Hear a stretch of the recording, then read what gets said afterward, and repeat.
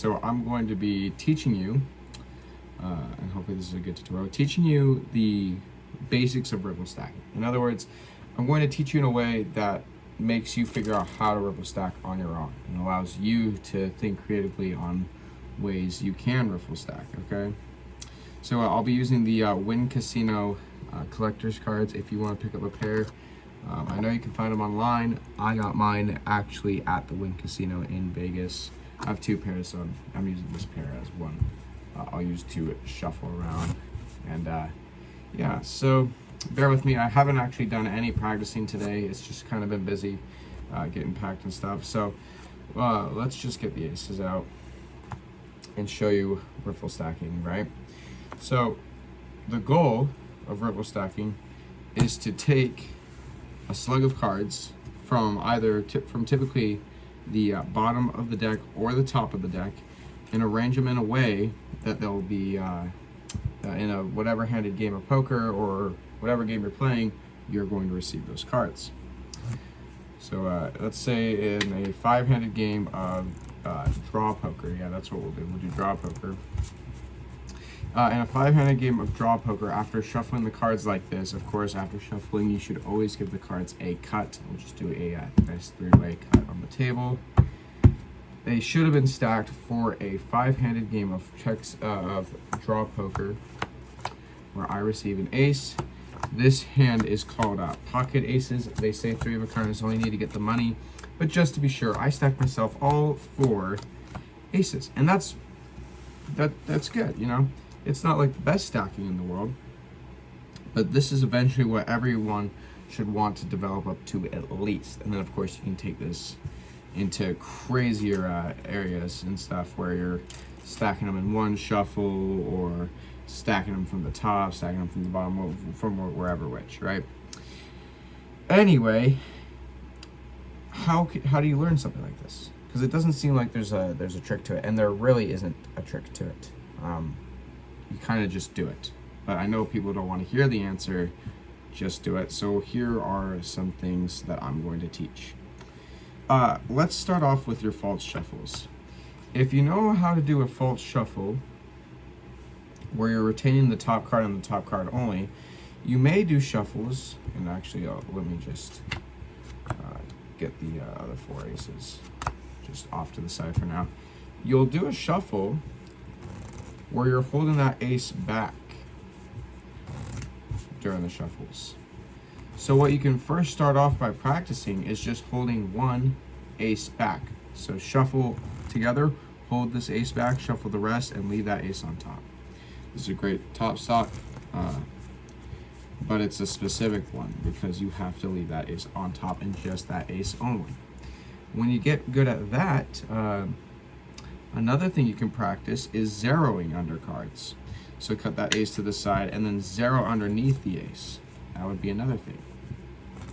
Okay, and what you should do is you should work up your zero to 4 cards. So if you can zero under 4 cards, you're looking to be in pretty good shape. So that would be the first thing, is develop your zero shuffle to be able to zero under 4 cards specifically. And if you can zero under 4 cards, you can shuffle, you can riffle stack, for a 5-handed game. So how do you do that? Well, there's a very complicated way, and I'll let you guys kind of figure it out, but the main way that you do the riffle stacking is with holding multiple cards back. So I'll use 2 cards for this example. On the first shuffle, let's say you're pretend you're doing a zero, where you hold back 4 cards, and then as you're riffling through the second packet, stop on 1 card, and then complete your zero. But instead of having a zero, if you did it right, you'll have those 4 cards, and just those 4 cards, on top of this ace right here, and then that 1 card. So then if you complete that, you'll have that ace, 4 cards, and the other ace. And then you can do an actual zero just under 4 cards. And that will, well, complete it. So now in a 5-handed game, an ace, and an ace. Now, it really does come down to practicing, and then you take those kinds of ideas and you apply them to what you've seen. If you've seen what I've done with riffle stacking, that's what you can apply it to. And then, of course, as you practice, you can do more and more. You do more and more cards per hand. I think this will be for a hopefully. Dang, I'm having a couple mess ups here. Hopefully for a 6-handed game. After shuffling these cards. Like so. That's 1, 2, 3, 4, 5, 6. An ace. 1, 2, 3, 4, 5, 6. An ace. 1, 2, 3, 4, 5, 6. We messed up a little bit. Oh yeah, I didn't hold back enough cards.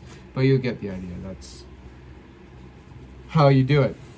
And then you could also, another idea of getting creative is you can have the aces on display and you can do a showcase where you're burying each ace, right? So you do your 0 under 4 cards and then you bury the next ace. You 0 under 4 cards. That's 5. 4 cards. Bury an ace. Bury it under 4 cards. And you could just repeat this process. Then you could give the cards a false cut, like this. Oh, dang it. No, you just give it a normal false cut, it's fine. I was going to try something, but it doesn't matter. Give it a false cut, deal it out, and show people that you regain control of the aces. Like so. And that is how you would learn something like riffle stacking. It's way more nuanced than that. If you want a more in-depth tutorial, I would prefer you reach out to me on Instagram. I know there's something weird about messaging, like I have to follow back. I'm going to try and get that fixed, but I would recommend reaching out if you want more in-depth instruction, as I don't feel comfortable posting that on YouTube. Thanks, guys. I'll see you in the next one.